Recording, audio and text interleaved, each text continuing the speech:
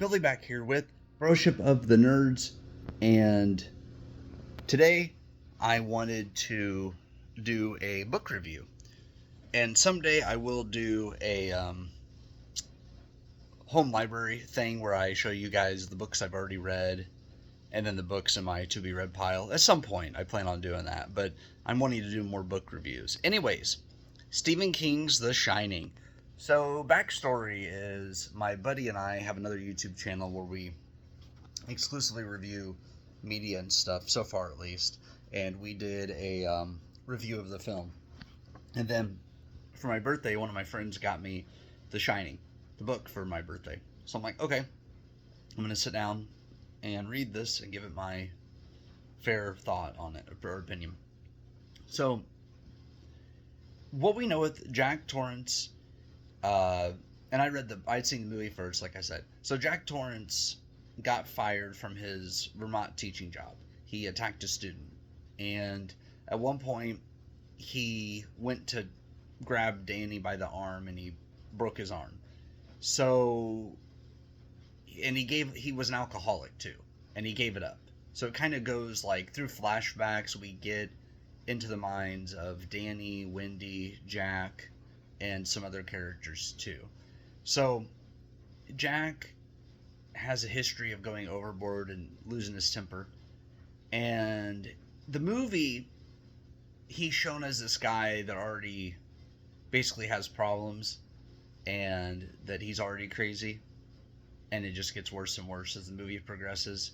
And also he attacks with an axe. In the book, he's trying. He is trying really hard. They get out there to the Overlook, and Jack has given up alcohol, and he really is trying. And there are occasions where he loses his temper, but pretty early on, he's doing pretty good. Danny loves him.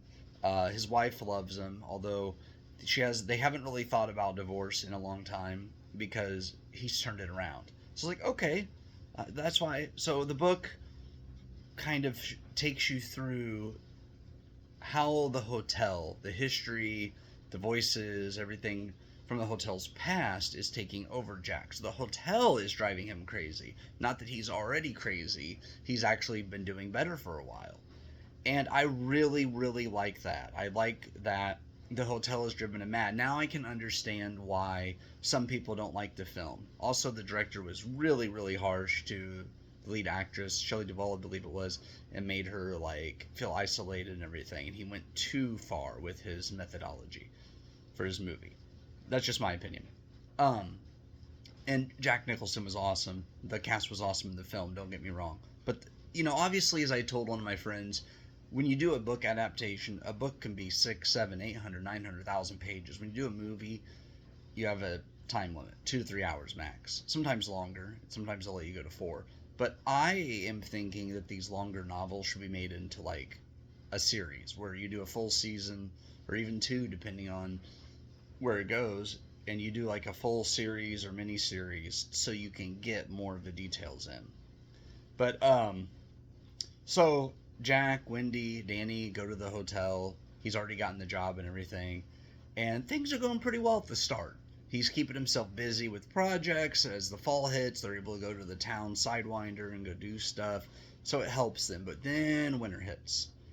And Jack starts losing it. I mean, he's going down this rabbit hole of the history of the Overlook and is just obsessed with it. I mean, finding old receipts for milk and stuff and just looking through everything. And the isolation's getting to him. They can't really get out, and at one point he messes up the CB, he messes up the snowmobile so they can't get out even if there's an emergency. So really they are isolated, and the hotel, as we get further into the story, is driving him insane. People are talking to him from the hotel's past. Danny has this gift called the Shine, where he can basically hear people's thoughts or understand their feelings without them expressing it. So, but he meets a chef, Dick Halloran, and Dick also has this ability, And the two form a bond right away because of them having the shared ability, and it can feel like a curse at times. So he is honestly my favorite character of this book. Wendy's trying to hold together for the sake of the marriage, but Dick, he tells Danny if he needs him to call for him. And at one point he does because things are going bad. And Dick does everything he can to get out there. But if he wouldn't have shown up, I think this book ends differently. I think if Dick Hallorann did not show up, that you would have had Jack would have easily won, and there wouldn't have been as much help. So really, by Dick getting involved, you probably saved Danny, Wendy, and himself. I like that this hotel has a bloody history. And, the thing is, when you go traveling and you stay in hotels, some of these older ones especially, you go, I bet there's a history here. If the walls could talk and tell you the stories of everything it's seen, I mean, you have your people that are just on the road, they go in, get a shower, get a place to sleep, get up the next morning, eat their quick breakfast, if it's provided. If not, they just leave, but they get up and leave. So you have those, and then you have those that are there for a while, where they're there multiple days, and some people up to some no good when they're there long times, because I've been to some of those and been past some of those where like, this one looks sketchy. But anyways, so this hotel is out in the middle of Colorado, and they get a lot of snow. We're not talking a few inches, we're talking feet. The hedge animals come to life and attack them. So it just fascinates me, the different time periods and like the gangsters, and then you have the party that took place back in the day, and they're telling everyone to unmask, and all of this is coming to fruition. And then you realize, wait a minute, the Overlook in their lore is trying to add to its history, is trying to add more people, absorb more people into the hotel. And there is room 217, which Dick tells Danny don't go in there. Of course Danny does, and a dead woman comes out of the bathtub and attacks him. So there's things like that happen throughout the story. This story is actively. I started reading it, and it was snowing, and it was cold, and there was no place to go, and it does make you scared, and I get cabin fever in the winter anyways. But today I'm like, I just finished The Shining. I've been inside a lot. Let's get out and go do something. So I went to a bookstore and found some other books. So yeah, it's funny, I'll keep complaining, I have so many books to read. I'll finish one, and then I'll buy, like today I bought 5. So yeah, that's part of the issue. But it's not really an issue, because eventually I do plan on getting those books read. I just read very slow. It took me, because I only read here and there, so it took me probably, I try to read a book a month is my goal.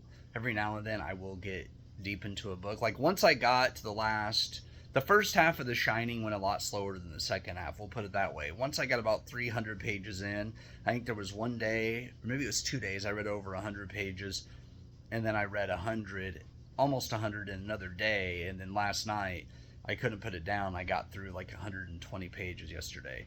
Most of it last night. I was up late. It's a great book. It pulls you in. The pacing's good. Even though it's a small cast of characters and is more of a character study, it does not go slow. It's one of those books that there isn't stuff that drags on.